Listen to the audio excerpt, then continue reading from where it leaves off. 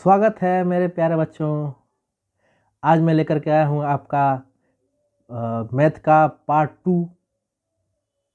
Most important questions जो आपके board exam में डायरेक्ट काम में आएंगे। ठीक है मेरे प्यारे बच्चों, पहला पार्ट आप लोगों ने भरपूर प्यार और सपोर्ट दिया है, उसके लिए बहुत बहुत धन्यवाद आप सबका। और ऐसे ही चैनल को सपोर्ट करते रहें, आगे बढ़ाते रहें और सीखते रहें। मैं आपके लिए ऐसे ऐसे कंटेंट लेकर के आऊँगा जो आपको आगे बुलंदियों पे लेके जाएगा। ठीक बच्चों, चलिए हम लोग शुरू करते हैं आज का पहला क्वेश्चन। सिद्ध कीजिए कि क्या कड़ी में 5 एक अपरिमेय संख्या है।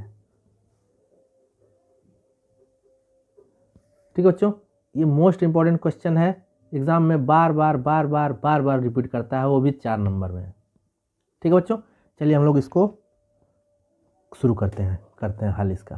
ठीक है, सिद्ध कीजिए कि कड़ी में 5 एक अपरिमेय संख्या है। मैं आपको बता दूं, यहाँ कड़ी में 5 हो, कड़ी में 2, कड़ी में 3, कड़ी में 5, कड़ी में 7, कुछ भी आ सकता है। कड़ी में कोई भी अभाज्य संख्या हो उसको सिद्ध करने के लिए दे देता है। ठीक है बच्चों, तो जैसे मैं बता रहा हूँ, कड़ी में 5 का बताएंगे, कड़ी में 5 का बताएंगे तो वैसे ही 2 का भी होगा, 3 का भी होगा, 5 का भी होगा और 7 का भी होगा। उसमें कोई बदलाव नहीं होगा, सिर्फ बदलाव होगा कहाँ पे, जहाँ पे ये अंक होगा आपका, वो अंक ही बदलेगा। ठीक है बच्चों, चलिए हम लोग शुरू करते हैं। सबसे पहले क्या करेंगे, माना कड़ी में 5 एक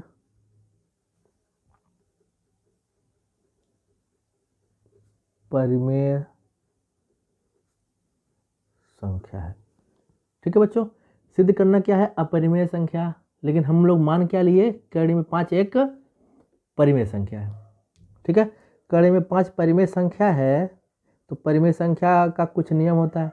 कड़ी में 5 परिमेय संख्या है, परिमेय संख्या का कुछ नियम होता है। क्या होता है, कड़ी में 5 बराबर P बटे Q। ठीक है, परिमेय संख्या P बटे Q के रूप का होता है, जहाँ Q कभी भी 0 के बराबर नहीं होगा और PQ जो होगा वो क्या होगा, पूर्णांक होगा। ठीक है बच्चों, और PQ का जो HCF होगा वो 1 के बराबर होगा, हमेशा हमेशा हमेशा हमेशा। ठीक है बच्चों, चलिए इसको सॉल्व करते हैं।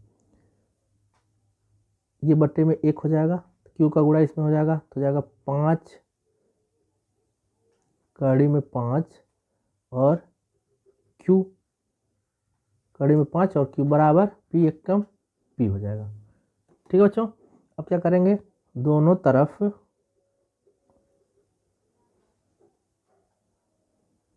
वर्ग करने पर, वर्ग करने से क्या होगा, कड़ी आपका हट जाएगा। ठीक है, तो वर्ग कर देते हैं। ठीक है, वर्ग करने से क्या होगा, कड़ी आपका हट जाएगा। ये हो जाएगा 5, ये हो जाएगा Q स्क्वायर बराबर ये P स्क्वायर पहले से है। ठीक है, अब देखिए इस 5 को इधर लेके आइए, Q स्क्वायर बराबर P स्क्वायर बटे में 5। ठीक है बच्चों, अब देखिए क्या करेंगे, लिखेंगे चूंकि P स्क्वायर 5 से विभाजित है, P स्क्वायर 5 से विभाजित है, इसलिए P भी 5 से विभाजित होगा। ठीक है बच्चों, देखिए किसी का स्क्वायर अगर जो उस संख्या से विभाजित हो रहा है, किसी संख्या से उसका स्क्वायर विभाजित हो रहा है तो वो संख्या भी उससे विभाजित होगा। जैसे मान लेते हैं हम लोग, आपको बता दें उदाहरण के लिए, जैसे मान लीजिए कोई संख्या है 5, 5 का वर्ग क्या होता है 25। मान लीजिए 25 जो है 5 से विभाजित हो रहा है, 5 5 25, तो ये 5 जो है वो भी तो 5 से विभाजित होगा, होगा बिल्कुल होगा। मतलब 5 का वर्ग जिस संख्या से विभाजित हो रहा है 5 भी उसी संख्या से विभाजित होगा, ये फिक्स बात है। ठीक है बच्चों, आशा करता हूँ कि आपको समझ में आया होगा। ठीक है, आगे बढ़ते हैं हम लोग। देखिए आगे क्या करेंगे, मान लेंगे, माना p बराबर 5a। बोलिए कि ये कहाँ से आ गया, p बराबर 5a। तो देखिए क्या करते हैं, जो यहाँ पे ऊपर होगा उसको मानना है और जो अंक यहाँ पे होगा वो अंक ले लेना है। ठीक है, यानी कि p बराबर 5, ए है, आप कुछ भी मान लीजिए, ABCD जो भी आपको मानना वो मान लीजिए। ठीक है बच्चों, अब देखिए इस समीकरण 1 इसको मान के चलते हैं तो लिखेंगे क्या, समीकरण 1 में p का मान रखने पर, समीकरण 1 में p का मान रखने पर समीकरण 1 लिख लीजिए, क्यू स्क्वायर बराबर p स्क्वायर बटे में 5। समीकरण 1 ये रहा, यहाँ p के जगह पे मुझे रखना है 5a। ठीक है, तो क्यू स्क्वायर बराबर p के जगह पे क्या रखना है 5a, स्क्वायर है तो स्क्वायर लगा लीजिए, बटे 5। ठीक है बच्चों, तो क्यू स्क्वायर बराबर 5 का वर्ग 5 गुणे 5 होगा। ठीक है, स्क्वायर 2 बार लिख लेंगे और a का है तो a स्क्वायर हो जाएगा बटे 5, एक 5 से एक 5 कैंसिल हो जाएगा। ठीक है, क्या बचेगा, क्यू स्क्वायर बराबर 5a स्क्वायर, कैंसिल हो गया, 5a स्क्वायर बच गया। ठीक है, अब इस 5 को इधर लेके आइए, तो क्यू स्क्वायर बटे में 5 बराबर a स्क्वायर। ठीक है बच्चों, अब फिर से यहाँ पे 2 लाइन लिखना होगा, लिखेंगे क्या, चूंकि क्यू स्क्वायर, ये क्यू स्क्वायर 5 से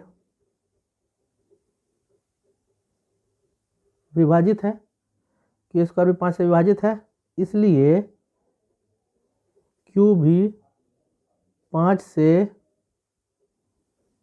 विभाजित होगा। ठीक है, अभी मैंने आपको ऊपर बताया कि कोई संख्या अगर जो उसके स्क्वायर किसी संख्या से विभाजित हो रहा है तो संख्या भी उस संख्या से विभाजित होगा, डेफिनेटली होगा। ठीक है, ये समीकरण नंबर 2 है। ठीक बच्चों, तो आइए एक लाइन यहाँ पे लिख लेते हैं, जगह खाली है तो लिखना क्या है, समीकरण 1 व 2 से स्पष्ट है कि पी क्यू दोनों 5 से विभाजित है। ठीक है, समीकरण 1 से स्पष्ट हो रहा है कि p 5 से विभाजित है, समीकरण 2 से स्पष्ट हो रहा है कि q 5 से विभाजित है। ठीक है, जो हमारी मानी गई अवधारणा का विरोधाभास है।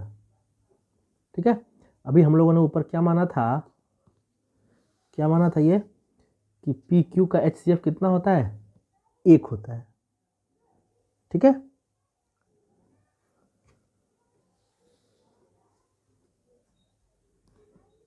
अतः पी क्यू का जो HCF है वो कितना है, यहाँ पे 5, दोनों में 5 कॉमन है।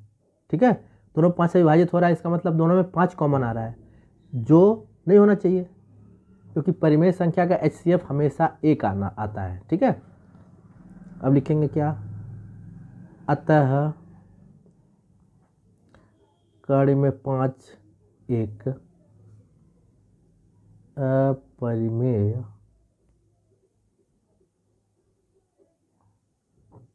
अपरिमेय संख्या है। प्रूव हो गया। ठीक है बच्चों, आशा करता हूँ कि आपको अच्छे से समझ में आया होगा। किसी प्रकार का कोई डाउट हो तो वीडियो को दोबारा देखें, फिर भी कोई दिक्कत हो रहा है तो कमेंट करें। ठीक बच्चों, चलते हैं हम लोग अगले क्वेश्चन पे। ये रहा आपका अगला क्वेश्चन। जॉन व जीवंती के पास कुल मिलाकर 45 कंचे हैं। दोनों 5-5 कंचे खो देते हैं और अब उनके पास कंचों की संख्या का गुणनफल 124 है। आरंभ में उनके पास कंचों की संख्या बताइए। ठीक है बच्चों, बहुत ही ज़बरदस्त क्वेश्चन है। चलिए इसको हल करते हैं। क्या बोल रहा है? जॉन व जीवंती के पास कुल मिलाकर 45 कंचे हैं। ठीक है, तो हम लोग मान लेते हैं, माना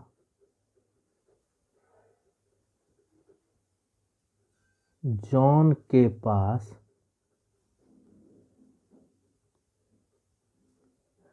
कंचों की संख्या बराबर x।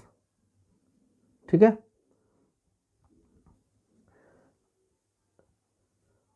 ठीक है, जॉन के पास कंचों की संख्या x, तो जीवंती के पास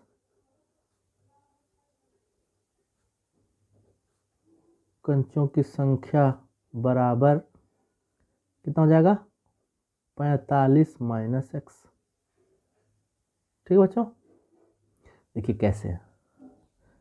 दोनों के पास कितने कंचे हैं टोटल? चलिए मैं ऊपर आपको बता देता हूँ। दोनों के पास कितने हैं? 45 कंचे। मान लीजिए ये है जॉन x अब प्लस जीवंती y। दोनों के पास कितने हैं? 45 कंचे। ठीक है, तो जीवंती के पास कितने हो जाएंगे? जीवंती y बराबर कितना हो जाएगा? 45 माइनस का x।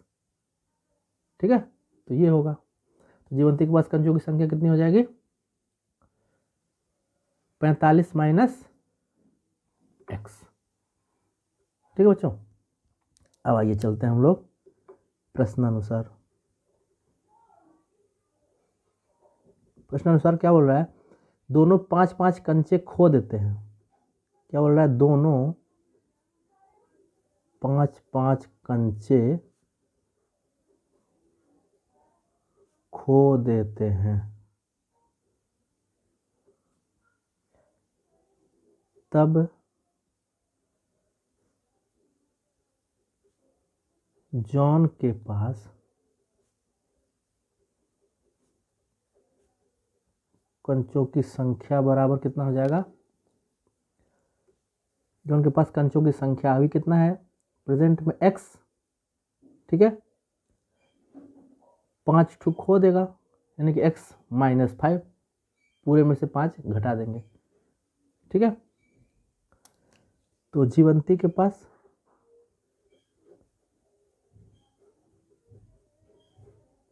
कंचों की संख्या पूरे कितना है उसके पास अभी? 45 माइनस x। ठीक है, उसमें से 5 घटा देंगे। 5 घटा देंगे तो क्या मिलेगा हमको? 45 में से 5 घट जाएगा तो क्या आएगा? 40 माइनस x। ठीक है बच्चों, ये रहा जॉन के पास कंचों की संख्या, ये जीवंती के पास कंचों की संख्या। कब? जब 5-5 कंचे दोनों खो देते हैं। ठीक है, अब देखिए क्या बोल रहा है। अब उनके पास कंचों की संख्या का गुणनफल 124 है। मतलब जब खो देगा, दोनों खो दिया है, उसके बाद खोने के बाद, मैं यहाँ पे लिख देता हूँ आपको, खोने के बाद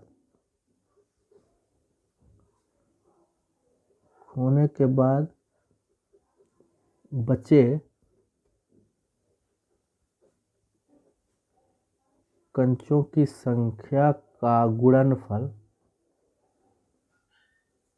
कितना है? 124 है। कितना है? 124 है।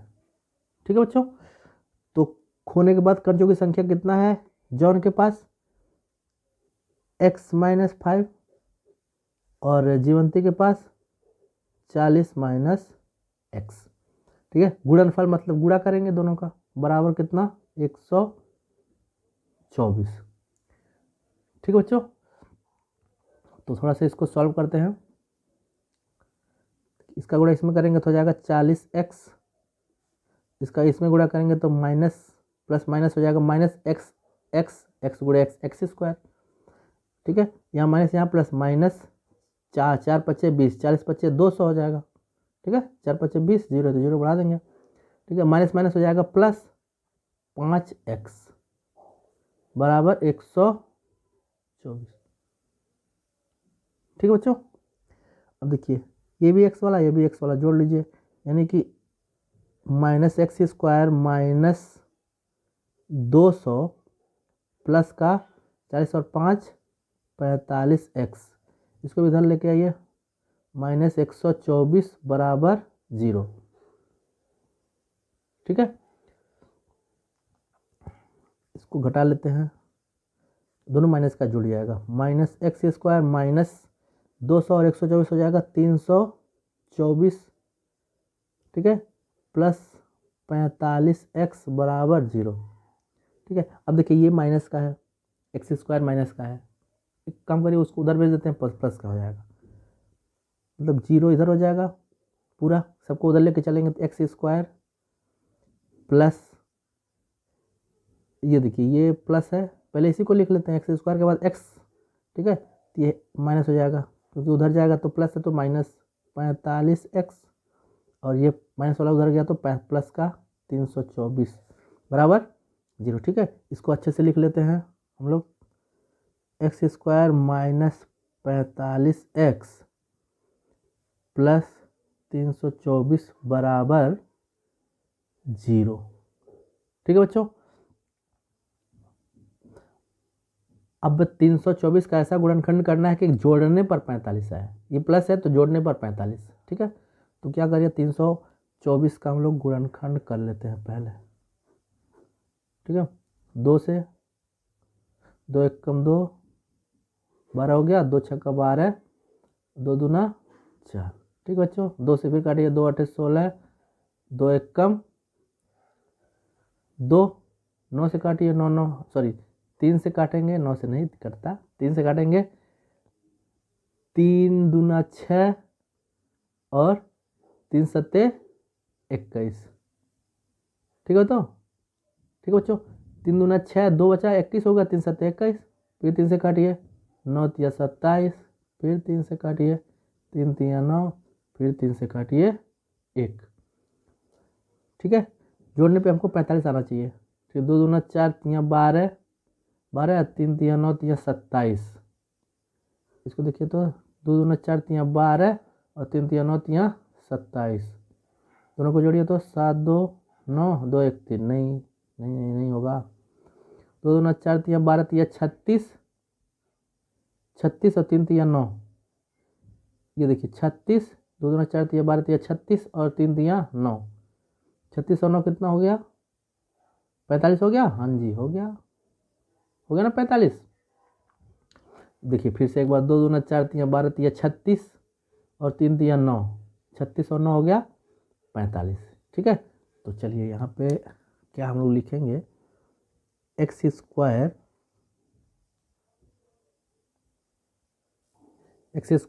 माइनस, अब 45x की जगह पे हम लोग क्या लिखेंगे, 36x प्लस 9x। ठीक है बच्चों, प्लस 324 बराबर 0।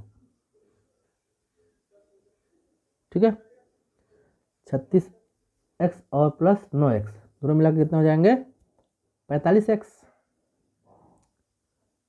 ठीक है, अब ब्रैकेट तोड़िए, x square minus 36x minus 9x plus 324 बराबर 0। ठीक है बच्चों, अभी आपको इन दोनों में और इन दोनों में कुछ कॉमन दिखेगा, एकदम फिक्स बात है, फिक्स है एकदम कॉमन, आपको दिखेगा ही दिखेगा। ठीक है, देखिए यहाँ भी x यहाँ भी x कॉमन ले लीजिए तो हो जाएगा x, 2x था बचेगा 1x बच गया, माइनस x निकल गया 36 बच गया। ठीक है, माइनस यहाँ पे 9 कॉमन ले लीजिए, यहाँ बचेगा x माइनस 36। ठीक है, बराबर 0। बोलिएगा इसे कैसे डायरेक्ट आप लिख दिए, 324 अभी हम लोगों ने तोड़ा है, 36 और 9 के भाग में टूटा है। ठीक है, 36 गुणे 9, तो 9 कॉमन लेंगे तो क्या बचेगा 36। ठीक है, यह माइनस है तो माइनस ही कॉमन लेंगे हमेशा, तो जब माइनस कॉमन आता है तो अंदर का चिन्ह हमेशा बदल जाता है, ये प्लस था हो गया माइनस। ठीक है बच्चों, ये देखिए दोनों सेम टू सेम है, एक बार इसको लिखेंगे x माइनस 36 एक बार, और ये x और ये माइनस 9 एक साथ, x माइनस 9 बराबर 0। ठीक है बच्चों, अब इसको एक बार 0 के साथ रखिए, एक बार इसको 0 के साथ रखिए, यानी कि x माइनस 36 बराबर 0। ठीक है, तो x बराबर 36। ठीक है, यहाँ जब लिख सकते हैं आप, लिखेंगे जब तब। ठीक है, यहाँ भी लिख दीजिए।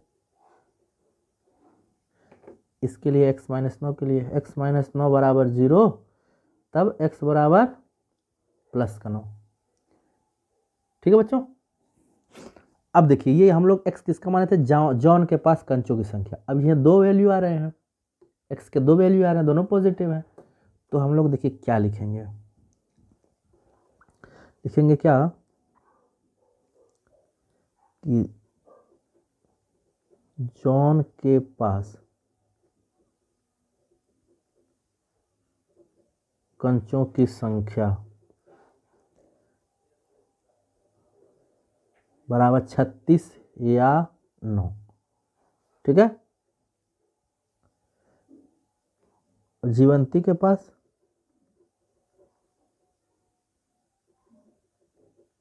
कंचों की संख्या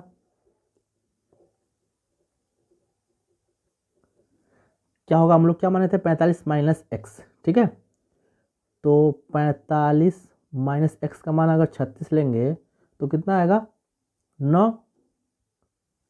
ठीक है, या 45 माइनस अगर जो 9 लेंगे तो क्या मिलेगा, 36। ठीक है बच्चों, यही आपका आंसर हो जाएगा।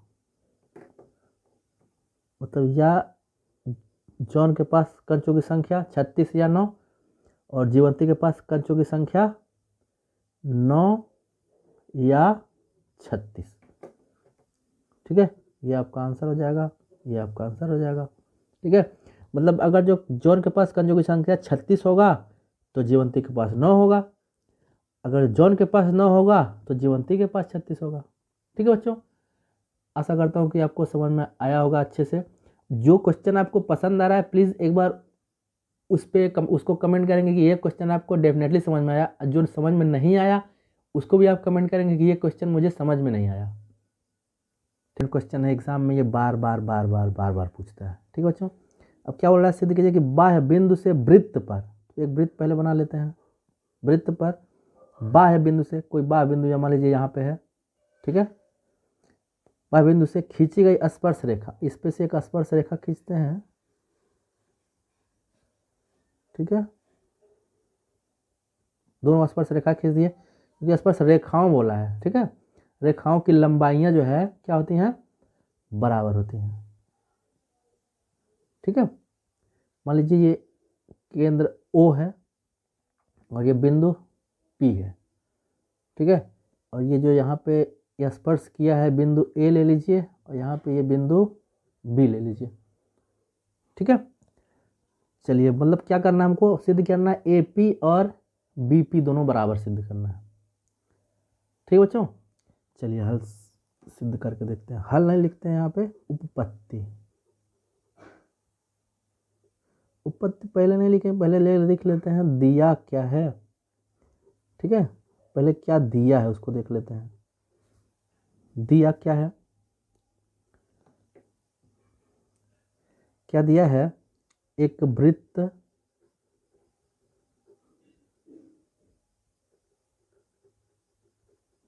जिसका केंद्र O है। ठीक है, एक वृत्त जिसका केंद्र O है,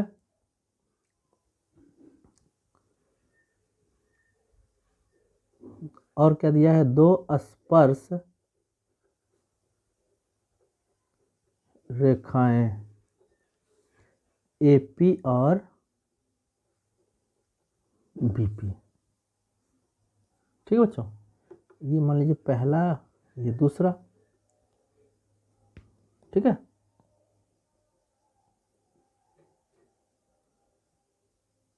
ठीक है, दिया है, हो गया।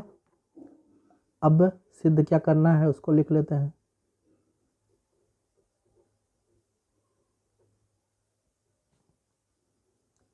सिद्ध क्या करना है हमको, सिद्ध करना है AP बराबर BP, AP बराबर BP, दोनों स्पर्श रेखाओं की लंबाइयाँ बराबर, हमको यही सिद्ध करना है। ठीक है बच्चों, हम लोग कर लेते हैं रचना, छोटा सा रचना भी कर लेते हैं। रचना में क्या करना है, ये दो त्रिज्याएं हैं, ठीक है, OA और OB क्या है, त्रिज्याएं हैं। रचना क्या है, OA व OB क्या है, त्रिज्याएं हैं। ठीक है, त्रिज्याएं हैं अर्थात OA बराबर होगा OB के। ठीक है, क्योंकि वृत्त का त्रिज्या बराबर होता है आपस में, कहीं से भी खींचिएगा, यहाँ से इधर से कहीं से भी खींचिएगा, त्रिज्या बराबर होगा। ठीक है, दूसरा काम एक कर लेते हैं हम लोग, इस O को P से मिला लेते हैं। ठीक है, दूसरा काम क्या किए, O को P से मिलाया। ठीक है, अब हम लोग शुरू करते हैं उपपत्ति।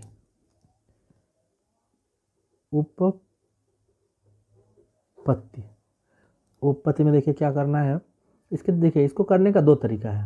ठीक है, चलिए मैं दोनों तरीका आपको बता देता हूँ। ठीक है, छोटा वाला बता दें, चलिए छोटा वाला बता देते हैं। ठीक है, बाकी एक तरीका है इसका जो मैं बताने जा रहा हूँ, एक तरीका भी आपको हिंट दे दूंगा, आप खुद समझ जाएंगे। ठीक है बच्चों, तो देखिए यहाँ पे 90 डिग्री का कोण बनाएगा। ठीक है, त्रिज्या स्पर्श बिंदु पर, ठीक है, 90 डिग्री का कोण बनाती है, आपको पता ही है ये बात। ठीक है, अब देखिए एक समकोण त्रिभुज मिला हमको OAP, एक समकोण त्रिभुज मिला OBP। ठीक है, दोनों त्रिभुजों में हम पाइथागोरस प्रमेय लगा लें, इसमें लगा लेंगे। ठीक है, तो ये दोनों सर्वांगसम साबित होकर सिद्ध हो जाएगा। ठीक है, पाइथागोरस प्रमेय से इसमें दोनों सर्वांगसम साबित होकर सिद्ध हो जाएंगे। ठीक है, और एक तरीका क्या है, सबसे छोटा है, वो 4 लाइन में आएगा, वही मैं आपको बता देता हूँ। ठीक है, अब देखिए क्या होगा उपपत्ति में, त्रिभुज OAP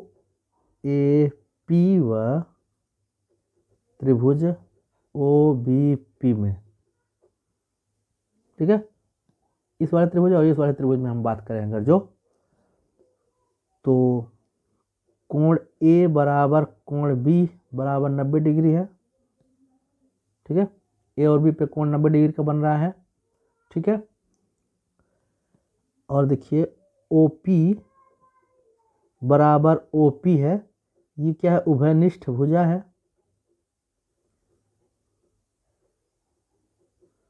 ठीक है, OP देखिए इस वाले में भी OP भुजा है, इस वाले त्रिभुज में भी OP भुजा है।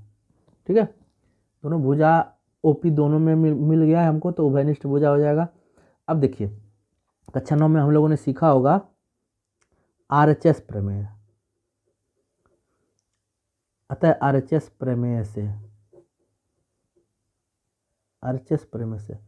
अच्छा देखिए यहाँ पे एक काम और भी हम लोग कर सकते हैं ना, एक भुजा और है, देखिए ये OA बराबर OB, ये भी तो है, ये तो दोनों त्रिज्या है।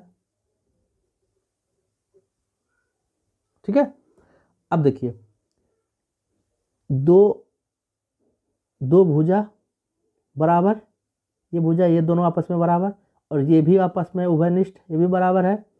ठीक है, और एक कोण बराबर, तो RHS प्रमेय क्या बोलता है कि किसी भी समकोण त्रिभुज में अगर जो दो त्रिभुजों का भुजा आपस में अगर जो बराबर है, दो त्रिभुजों का भुजा आपस में बराबर है, कोई एक भुजा बराबर है, ठीक है, तो उसका जो, तो वो दोनों त्रिभुज आपस में सर्वांगसम होते हैं। ठीक है, तो RHS प्रमेय क्या बोलता है कि दो कोण आपस में बराबर हो, मतलब दोनों समकोण हो और दोनों का एक भुजा अगर जो बराबर है तो वो आपस में सर्वांग सम होते हैं, ठीक है। लेकिन यहाँ पे दोनों भुजाएं बराबर हैं तो आपस में क्या हो जाएंगे, सर्वांग सम हो जाएंगे। अतः आरएचएस प्रमेय से त्रिभुज ओ ए पी सर्वांग सम है त्रिभुज ओ बी पी, ठीक है। जब सर्वांग सम होते हैं दो त्रिभुज तो क्या होता है, उनका संगत भुजा भी बराबर होता है, संगत कोण भी बराबर होता है। तो यहाँ पे मुझे कोण नहीं लेना, भुजा लेना है, ठीक है। लिखेंगे क्या, अतः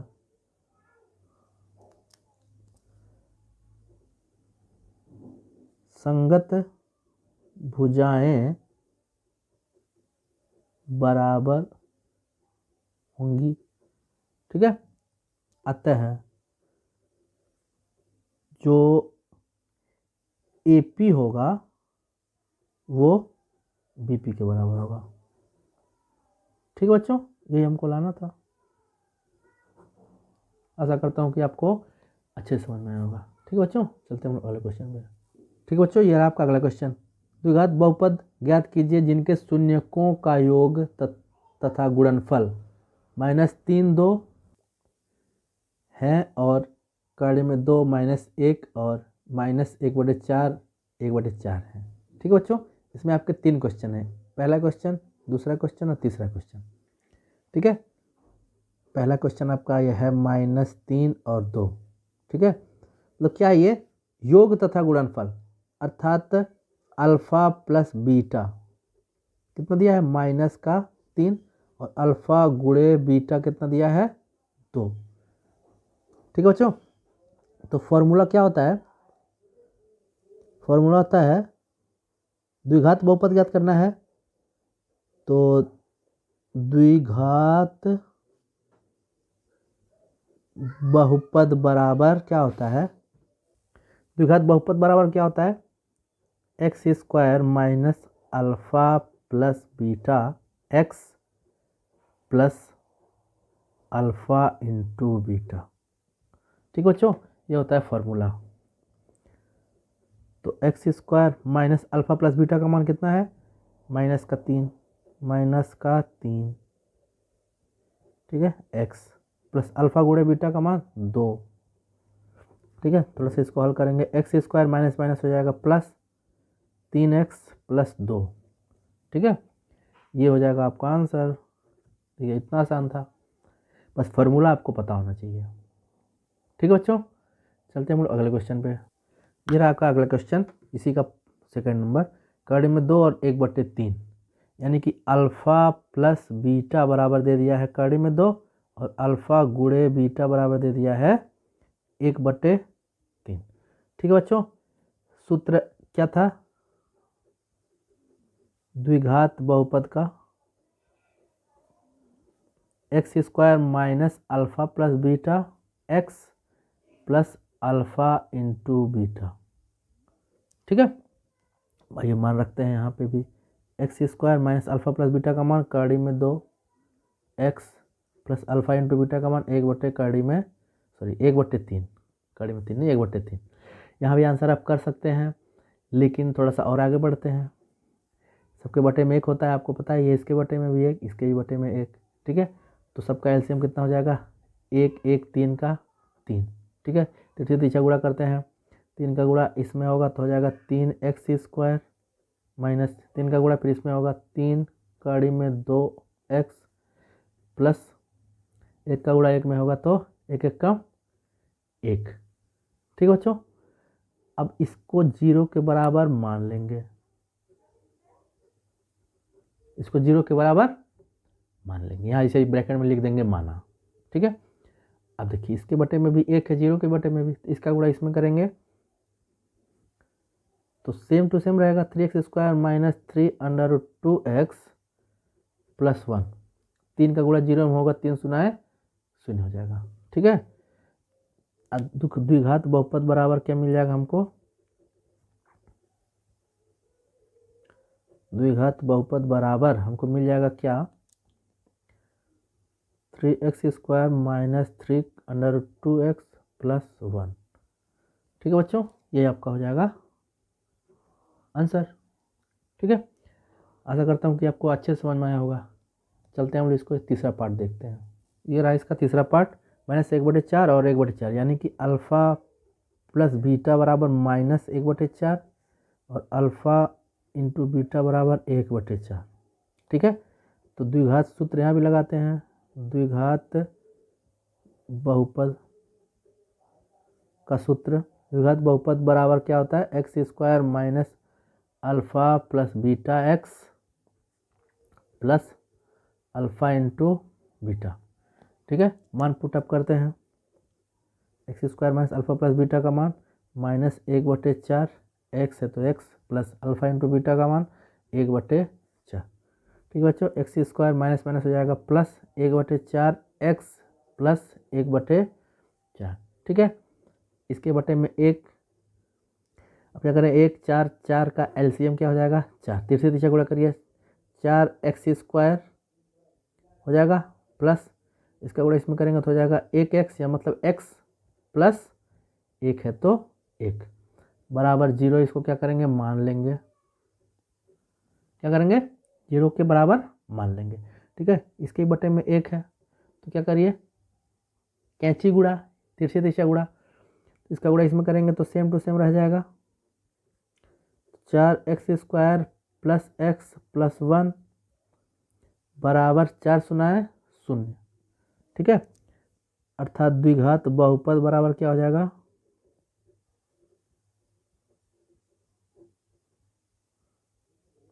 4x² प्लस x प्लस 1। ठीक है बच्चों, ये हो जाएगा आपका आंसर। आशा करता हूँ कि आपको समझ में आया होगा। कोई इसी प्रकार का डाउट हो तो कमेंट करें और लाइक और सब्सक्राइब करते रहें, प्यार और सपोर्ट दिखाते रहें बच्चों। ठीक है, चलते हैं हम लोग अगले क्वेश्चन पे। ये रहा आपका अगला क्वेश्चन। जांच कीजिए कि क्या किसी प्राकृत संख्या n के लिए संख्या 6 के पावर n अंक 0 पर समाप्त हो सकती है।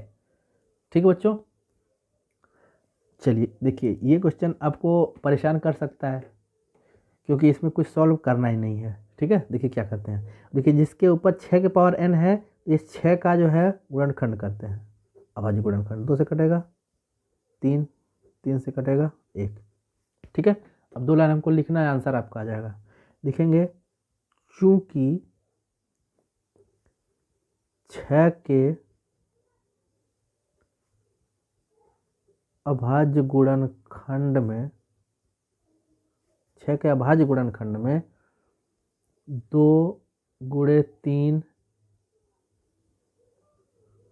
आया है। ठीक है, इसलिए 6 के पावर n अंक 0 पर समाप्त नहीं हो सकती है, क्योंकि किसी भी संख्या को 0 पर समाप्त होने के लिए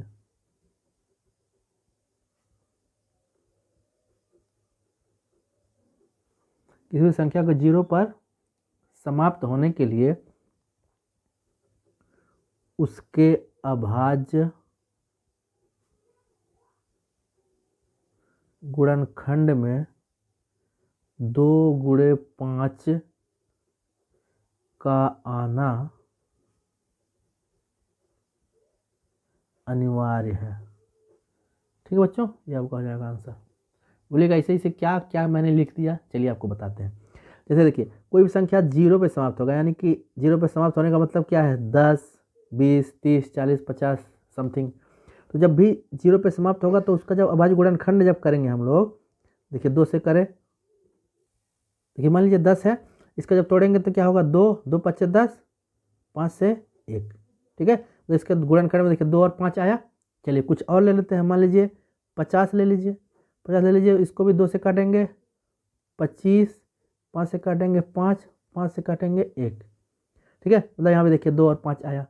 मतलब जो भी अंक आप लेकर के चेक करिए, जो 0 पर अगर उसमें है ना 0, उस संख्या में 0 है तो उसके गुणनखंड में 2 और 5 निश्चित रूप से आएगा। बिना 2 और 5 के 0 आ ही नहीं सकता बच्चों। ठीक है, वही मैंने लिखा है उस चीज़ें को। ठीक है, वही चीज़ मैंने लिखा है कि 0 पर समाप्त होने के लिए किसी भी संख्या को उसके गुणनखंड में 2 गुणे 5 आना अनिवार्य है। ठीक है बच्चों, आशा करता हूँ कि आपको समझ में आया होगा। चलते हैं हम लोग अगले क्वेश्चन पे। ये रहा आपका अगला क्वेश्चन। 6, 72, 120 का भाज्य गुणनखंड विधि द्वारा HCF और LCM ज्ञात कीजिए। ठीक है बच्चों, चलिए इसका हल देखते हैं। क्या बोला है? 6, 72, 120। पहले गुणनखंड, इसका अभाज्य गुणनखंड करना है। करिए। 6 का 2 3 6, 3 1 का 3। ठीक है, 72 का कर लेते हैं। 2 से कटेगा, 2 3 6, 2 6 का 12। फिर 2 से काटिए, 2 1 कम 2, एक बचा इसके पास, 16 हो गया, 2 8 16। 2 से काटिए, 2 9 18। फिर 2 से कटेगा नहीं, 3 से, 3 3 9, 3 से 3 1 कम 3। ठीक है, 120। 2 से काटिए, 2 छक्का 12, 0 है तो 0 उतार लेंगे। फिर 2 से 2 3 6, 0 है तो 0 उतार लेंगे। फिर 2 से काटिए, 2 1 कम 2, 2 5 10। ठीक है, 15। 3 से काटिए, 3 5 15, 5 1 कम 5। ठीक है बच्चों, अब देखिए क्या लिखेंगे। 6 लिखेंगे क्या यहाँ? अभाज्य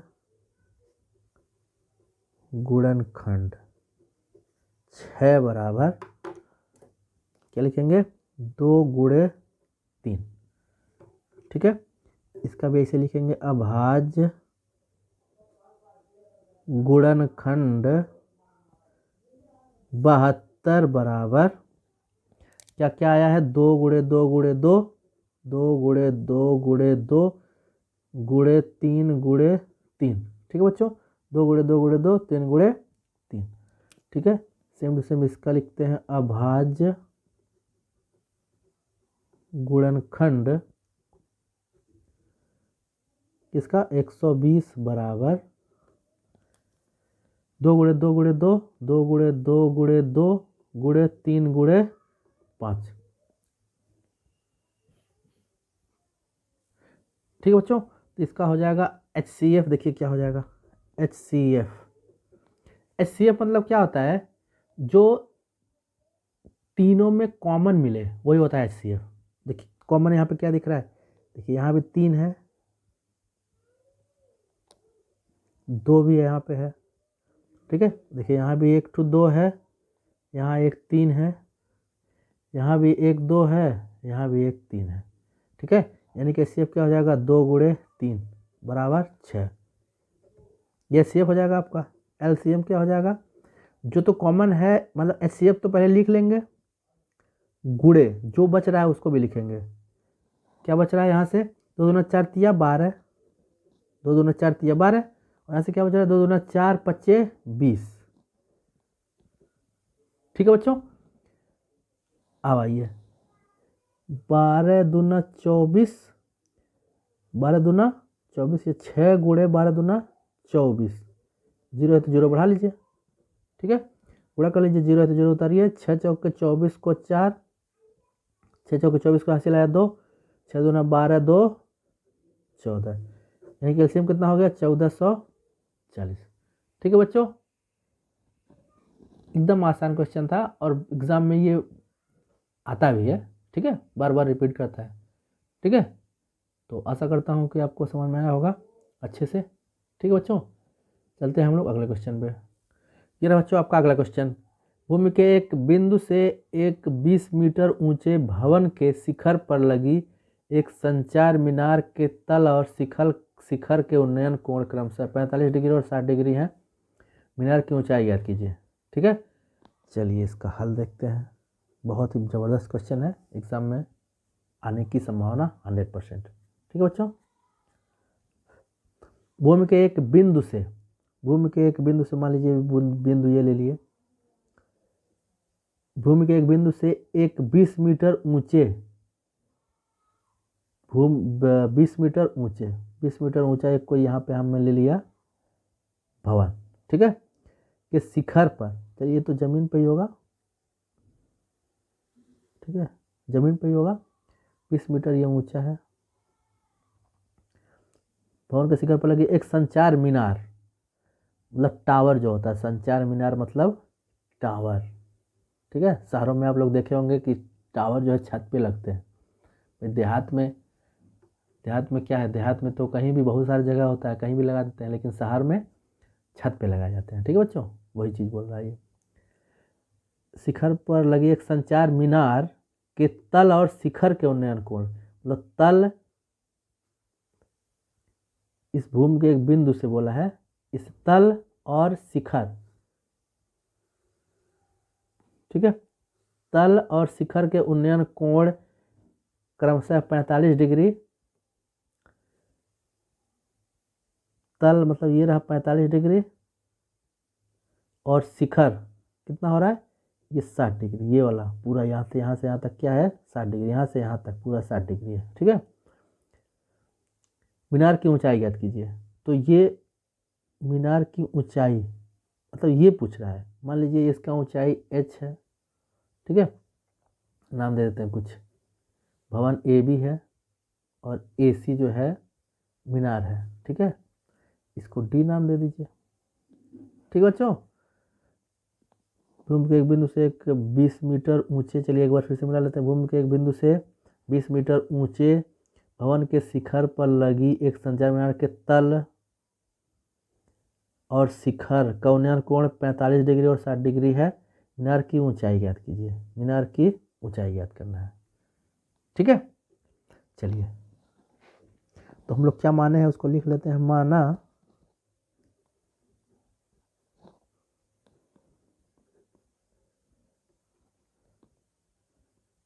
मीनार की ऊंचाई बराबर क्या माने हम लोग, एच मीटर। ठीक है, एच मीटर हम मान लिए। ठीक है, अब देखिए अपने पास दो समकोण त्रिभुज हो रहा है, बन रहा है, एक ए बी डी और एक सी बी डी। ठीक है, तो चलिए इसी दोनों में काम करेंगे, अपना काम हो जाएगा। त्रिभुज ए बी डी में, अब देखिए इस कोण के लिए ये हो जाएगा, ये कोण है, इसके सामने क्या होता है लंब, और ये आधार हो जाएगा। ठीक है, यानी कि लंब और आधार किस में होता है, tan थीटा। tan थीटा बराबर क्या होता है, लंब बटे आधार। ठीक है बच्चों, tan थीटा का मान यहाँ पे कितना है 45 डिग्री, लंब कितना ए बी, आधार कितना डी बी। ठीक है, अब tan 45 का मान होता है कितना 1, ए बी कितना है 20 दे दिया है, डी बी पता नहीं, तो डी बी पता नहीं है, तो डी बी बराबर यहाँ देखिए तिरछी दिशा गुणा कर दीजिए, डी बी बराबर क्या मिल जाएगा, डी बी बराबर 20 कम 20 क्या मीटर। ठीक है, यानी कि ये दूरी भी कितना है 20 मीटर ही है। ठीक है बच्चों, अब हम लोग चलते हैं त्रिभुज सी बी डी में, इस बड़े वाले में सी बी डी में। देखिए यहाँ भी ये क्या है, यहाँ भी ये आधार सॉरी लंब है, ये आधार है, तो tan थीटा यहाँ भी लगेगा। tan थीटा माने बराबर क्या होता है लंब बटे आधार, तो tan थीटा का मान यहाँ पे क्या है 60 डिग्री है। लंब कितना, लंब ये रहा पूरा BC बटे BD, आधार सेम रहेगा। ठीक है बच्चों, अब tan 60 का मान होता है कड़ी में 3, BC का मान आपको कितना दे दिया है। अब देखिए यहाँ पे थोड़ा सा हम लोग समझ लेते हैं BC के बारे में। ये देखिए BC बराबर यहाँ से क्या हो जाएगा, BC बराबर AB प्लस AC, AB कितना है 20 प्लस AC कितना है H। ठीक है, तो टोटल BC कितना हो गया 20 प्लस H। ठीक है बच्चों, तो यहाँ पे मैं मान रखता हूँ BC का।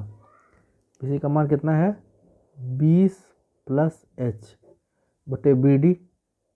BD का मान अभी हम लोग निकाले हैं 20 मीटर, ये रहा BD बराबर 20 मीटर अभी निकला है। ठीक है, इसके बटे में भी 1 है, यहाँ गुणा करिए तो इसका गुणा इसमें होगा तो हो जाएगा 20 + H बराबर 20 कड़ी में 3। ठीक बच्चों, इसका गुणा इसमें करेंगे तो सेम रहेगा 20 कड़ी में 3। ठीक है, अब इस H बराबर क्या हो जाएगा 20 कड़ी में 3, ये इधर जाएगा तो माइनस हो जाएगा, माइनस का 20। ठीक है, H बराबर 20 कॉमन ले लीजिए, 20 कॉमन ले लेंगे, कड़ी में 3 - 1, कड़ी में 3 - 1 क्या मीटर, आंसर हो जाएगा। यही हम लोगों ने माना था। लिख लेंगे क्या, एक लाइन आप चलिए लिख लेते हैं। देखें क्या, मीनार की ऊंचाई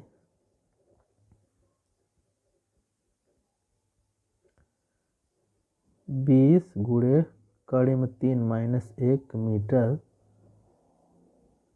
है। ठीक है बच्चों, हाँ कड़ी में 3 का मान अगर दिया रहेगा तो थोड़ा सा और हल करना पड़ेगा। ठीक है, नहीं दिया है तो कोई टेंशन नहीं है, यहीं पे हम आप लोग छोड़ देंगे। ठीक है बच्चों, चलिए आशा करता हूँ कि आपको समझ में आया होगा। पार्ट 2 मैं यहीं पे समाप्त करता हूँ। अब एक पार्ट में और आपका लेकर के आऊँगा, पार्ट 3।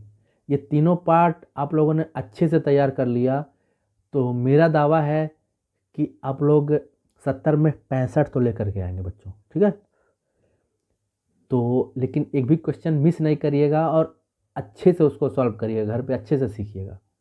ठीक है बच्चों, अगला पार्ट थोड़ा सा लंबा आएगा तो उसके लिए आप लोग नेट बचा के रखिए और पढ़ाई पे पूरा तन मन लगा के रखिए बच्चों। ठीक है, और बहुत जल्द आपका तीसरा पार्ट में लाने का कोशिश करूँगा, जितना जल्दी हो सकेगा उतना जल्दी लाऊँगा। ठीक है बच्चों, और प्यार और सपोर्ट बना के रखिए, चैनल को सब्सक्राइब करिए, अपने मित्रों को शेयर करिए, लाइक करते रहिए, और कोई भी डाउट हो तो कमेंट करिए। ठीक बच्चों, चलिए आज के लिए इतना ही, नमस्कार।